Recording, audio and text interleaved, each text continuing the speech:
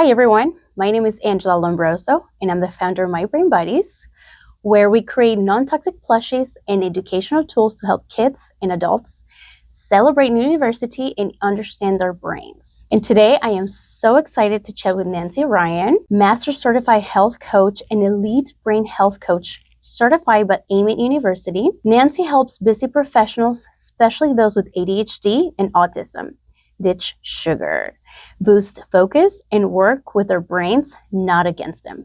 Nancy, welcome. Thank you so much for being here. We are so excited to learn from you. Now, let me start with the first question. Can you share a little bit about your journey and what inspired you to focus on brain health? Yes, and first of all, thank you for having me. What inspired me to work on brain health was really when I had my daughter, and right prior to her third birthday, she was diagnosed with high-functioning autism. They call it Asperger's, and I just thought, the neurologist said, hey, you've got a plan to follow. And I just said, okay, I'm ready to do it. So it was really her. And I knew that I needed to feed her better. And then also, sadly, I lost my mother to Alzheimer's 8 months ago. So let me tell you, when you go through something like that, it hits you hard. And so my passion became even stronger. But what a way of turning something not so good into something positive, and now you're helping other families. That's you're helping right. your daughter and you're helping yourself. So I have to give you a lot of credit for that, turning something negative into positive. Thank you for that. Yeah. Now, you work with so many professionals with ADHD and autism. Mm-hmm. What are the biggest brain or gut challenges you see? I would tell you, in working with the neurodivergent crowd, or mainly autism, I would say the addiction to processed food, especially sugar. You know, Angie, sugar is very, very addicting. It has to do with the reward network in the brain. But it's reaching for the ultra processed foods because it's easier and they taste good and it's quick and easy and it just makes you feel so good. But it's the addiction to processed food and sugar. Yeah, and like you mentioned, we're busy. We work. We have careers. We have kids. We have pets to take care of. So we That's right. Got into this bad habit of getting into like the frozen foods or the canned foods, or things that are quick, and unfortunately they're processed. And like you said, they are highly addictive. And but I'm glad you're here because you're going to teach us how to overcome that addiction, right? And have better habits. That's right. And as I said, sugar is everywhere. How does sugar affect our focus, mood, and energy? That's a good question. Prior to becoming a health coach, I was very addicted to sugar, and it led to a lot of gut problems, and leaky gut was one of them. But man, can it make you cranky and irritable, because the donut that I was addicted to every morning would make me feel so good, like woohoo. And I was in sales, so I can get out there and sell. But after 1 or 2 o'clock, or after the lunch, the afternoon slump, oh my gosh, was I tired. It just plummets. It plummets. It makes you so tired.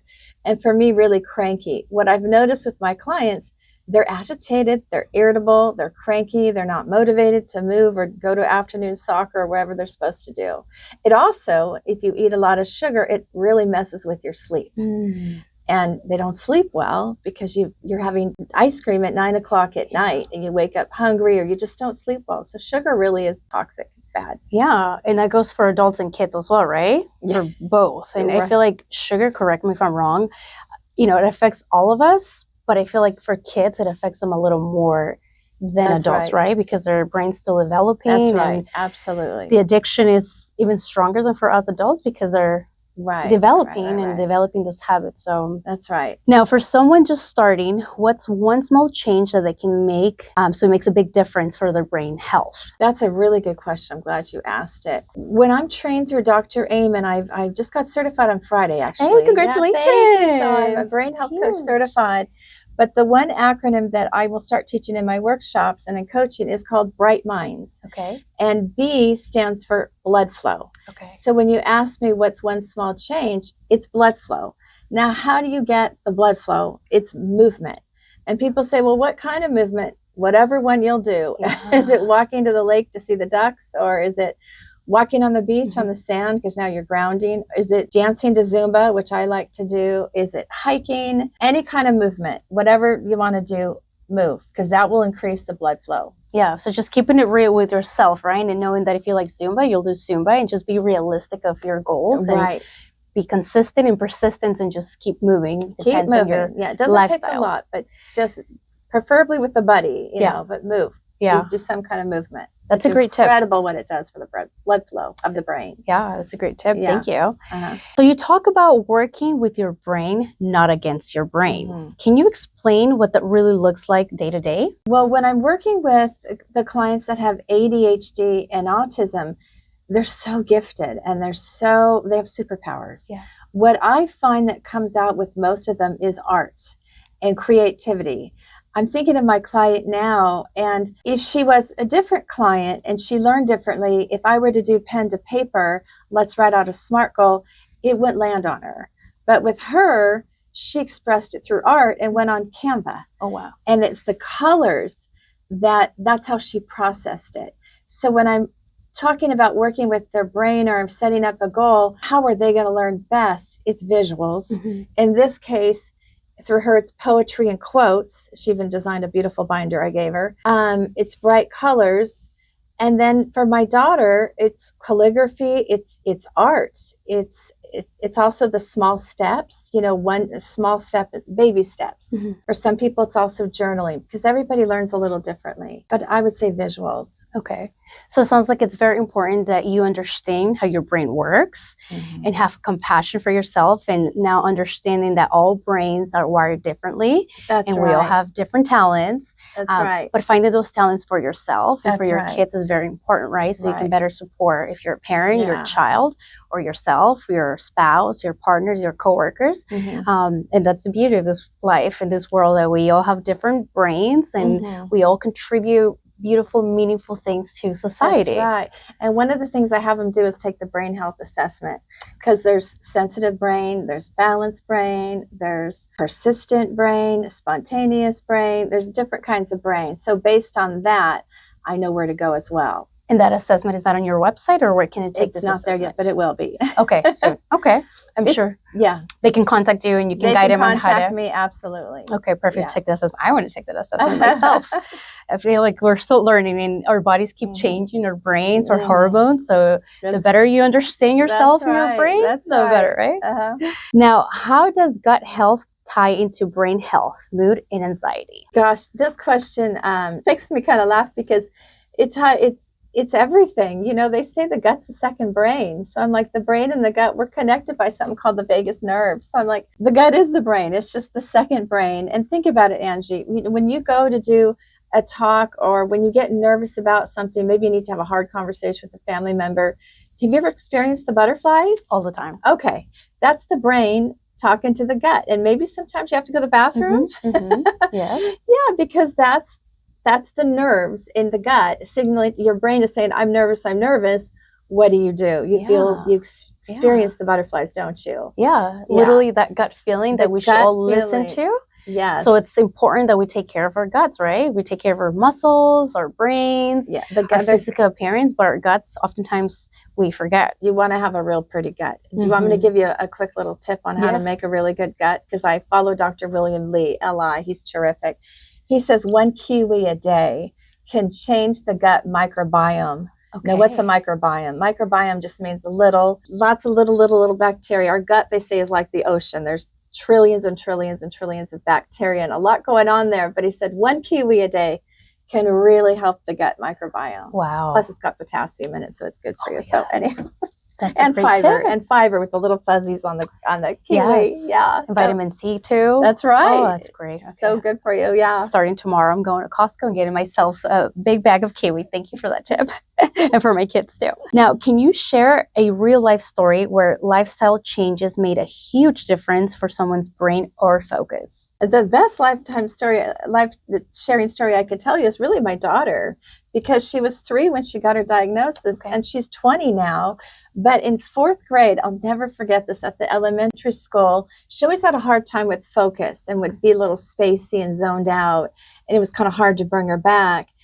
This kid was not on medication, but the one thing I learned very early on in my coaching was omega-3. And they sell them, go to any store, but they were little chewies. And once I started adding omega-3, it's a fish oil, capsule or a gummy. At that time, it was a gummy. her focus was so much better. It helps with the inflammation of the brain. It's great for the heart too. But they said, what did you do different? The teachers did. And I said, the only thing I did different was gave her omega-3 and her focus was better. Wow. Focus was better. And she was also involved in, I think it's called the Girls Club or Girls on the Run. It's a great thing, even for your daughters. It'd be great. It's called Girls on the Run. And that's the movement I'm talking about with the blood flow. Okay. So omega-3 and movement. Okay. And you saw a big change. Wow. The teachers saw a big change. And they said to me, what did you do? I go, well, it wasn't medication. It was omega-3. Yeah. Omega-3. And then I got her into dance later. Okay.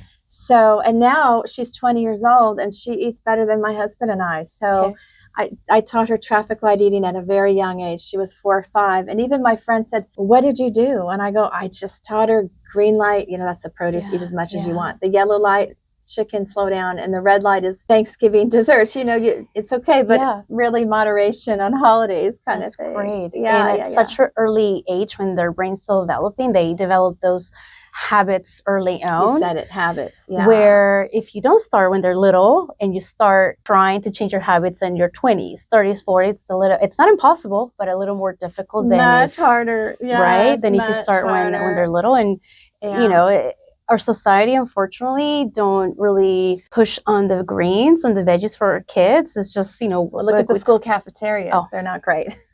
Don't get me started in that subject. Can I share one more tip with you that I just thought of for my daughter? And when she was born, I had a horse and she didn't know. And I had the horse until she was 3 years old.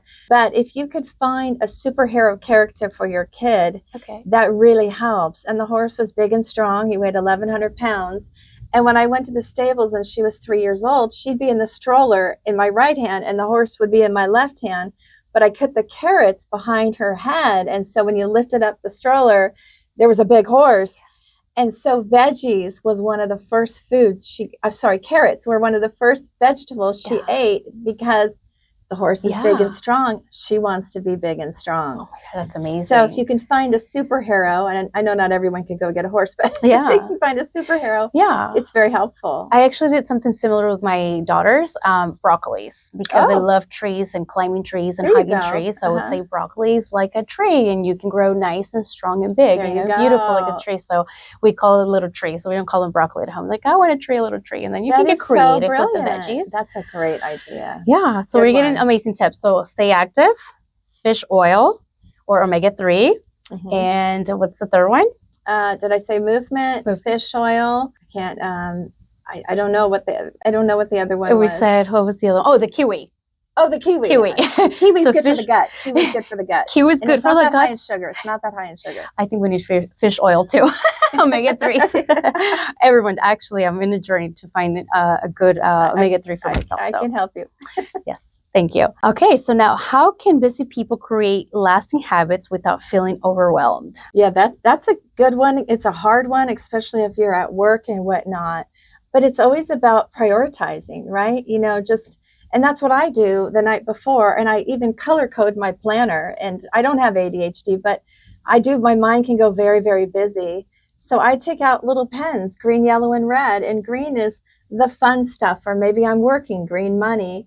The yellow stuff is, back at the grocery store, I don't mind it too much, but I don't want to do it all the time. Yeah. And the red is the dental appointments, the doctor appointments. So I would say color coding and also prioritizing. And for someone that has ADHD, the less the best. So if there's 1, 2, or 3 step instructions, that's better than 10 instructions. So when you break it out in little chunks and put it on your calendar, maybe from 1 to 2 o'clock, we're going to work on this project, or maybe that's our workout time or whatever, but breaking it out little steps, little chunks, and also color coding, prioritizing. And like with my daughter, what she does to avoid overwhelm is she journals. She journals in her planner. Okay. So that has really helped her. Yeah, it's a good way to get your feelings, your thoughts, your emotions out. That's amazing. With her pretty markers, it's the color. Yes, I love that idea.